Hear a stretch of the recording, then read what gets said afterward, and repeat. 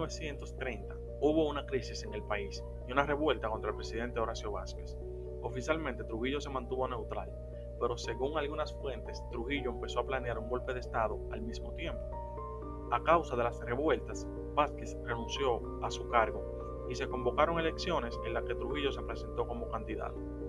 Trujillo tenía mucha influencia en las Fuerzas Armadas y la utilizó para presionar a los opositores a renunciar a sus candidaturas. Según las fuentes, Trujillo usó métodos muy brutales, como encarcelamientos, golpeados e incluso asesinatos para eliminar a sus oponentes y para ganar las elecciones. En realidad ganó porque se quedó como único candidato. Al llegar al cargo de presidente, Rafael Trujillo empezó su política represiva con la prohibición de los partidos políticos y sembrando el terror a través de los militares para atemorizar a sus opositores. Cada uno de los ciudadanos mayores de edad eran obligados a pertenecer al partido político dominicano si querían desarrollar una vida normal y encontrar trabajo. Al principio de su presidencia, hubo un huracán que destruyó la capital, Santo Domingo. El país estaba en mala condición, pero Trujillo creó una atmósfera de esperanza en el pueblo cuando prometió hacer todo lo que podía para reconstruir la capital. Con esa esperanza y su figura pública de un presidente anticomunista, disfrutó de la aprobación del pueblo y empezó a construir un culto a la personalidad. En 1936, la capital, Santo Domingo, fue renombrada en honor de Trujillo, quien había salvado la ciudad después del huracán. El nuevo nombre era la ciudad de Trujillo. Además, se dice que Trujillo hizo muchos honores a sí mismo. Por ejemplo, levantaba numerosos monumentos en su honor alrededor del país y cambiaba los nombres de calles con su propio nombre. También Trujillo se veía como un tipo de santo y por eso ordenó que cada hogar tenía que colocar una foto del presidente al lado de la imagen de Jesús. Algunas causas que surgieron en el periodo fue la corrupción administrativa dentro del gobierno de Horacio Vázquez, quien además pretendía instalarse en el poder 2 años más, generando enorme descontento en la población. Otra, la crisis económica del año 1929, producida por la Gran Depresión en Europa, el apoyo del gobierno norteamericano a Trujillo y el control que ejercía sobre el Ejército Nacional, quien además funcionaba a favor de sus intereses personales. Características o medidas que surgieron en este periodo. Hay 3 etapas. La primera etapa, inicios, desde el año 1930 hasta el año 1937. Bajo los gobiernos de Trujillo se verificó un cierto bienestar económico. Su política económica se fundamentó en la eliminación del endeudamiento externo, la sustitución de importaciones y el fomento de la producción nacional.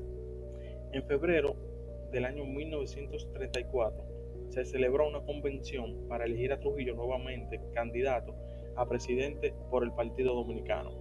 El 16 de mayo de ese año, y sin ninguna oposición política, se celebraron las elecciones nacionales con Trujillo como único candidato. El 16 de agosto asumió el poder por segunda ocasión consecutiva, esta vez llevando a Jacinto Bienvenido Peinado como vicepresidente. En octubre del año 1937, el dictador dominicano Rafael Leónidas Trujillo Molina le ordenó a su ejército matar a todos los haitianos que vivían en la frontera noroeste de la República Dominicana, que delimita con Haití, y en ciertas partes de la región contigua del Cibao. Segunda etapa, auge y esplendor, entre el año 1938 y 1957. A finales del año 1945 se agudizó el descontento en los ingenios azucareros debido a la inflación que hubo en la época, agravada por los salarios que devengan los obreros de baja cualificación. Contra aquellos osaron quedarse en sus casas a manera de protestas, Trujillo ordenó al ejército la realización de redadas alegando el delito de vagancia. Los capturados fueron encarcelados y obligados a trabajar. Estas redadas abarcaron también a los que no poseían los documentos reglamentarios exigidos por el régimen, conocido popularmente como los 3 golpes. Trujillo desintegró todos los sindicatos del país, obligándolos a pertenecer a una federación afín a él. En el año 1950, Mauricio fue secuestrado en Cuba, donde estaba exiliado y nunca más se supo de su paradero. En octubre del año 1952, Trujillo creó el Instituto Trujillano con Manuel Peñavalle como su presidente. La institución tenía como misión la difusión de las obras del gobierno de Trujillo. Y por último, Trujillo desarrolló una cantidad de monopolios estatales y privados que fueron gobernados por sus familiares. Nombró su familia en varios cargos importantes. Por ejemplo, su esposa controlaba las importaciones y exportaciones. Sus hermanos controlaban la radio y la televisión, la prostitución y las industrias manufactureras. Tercera etapa: crisis y fin. Entre el año 1958 y 1961. En 1957 se celebraron las elecciones presidenciales para el período 1957 y 1962, con Héctor Bienvenido Trujillo y Joaquín Balaguer como candidatos a la presidencia y vicepresidencia respectivamente. Ante la gran presión internacional y en afán de aparentar cierta democracia, Trujillo hizo renunciar a su hermano Héctor Bienvenido en el año 1960. El 3 de agosto de ese mismo año tomó posesión Joaquín Balaguer, en sustitución de Héctor Bienvenido. Este sería el último presidente del dictador. Estos recursos fueron utilizados por Trujillo para engañar a los demás países y así mantener su dictadura con una falsa imagen de democracia a la vista de la comunidad internacional. Trujillo jamás dejó de gobernar efectivamente Dominicana desde que asumió el poder en el año 1930. Consecuencias.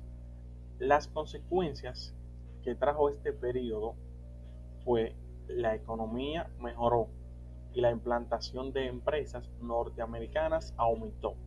La dictadura de Trujillo se apoyó en el ejército y la policía, reprimiendo brutalmente a la oposición.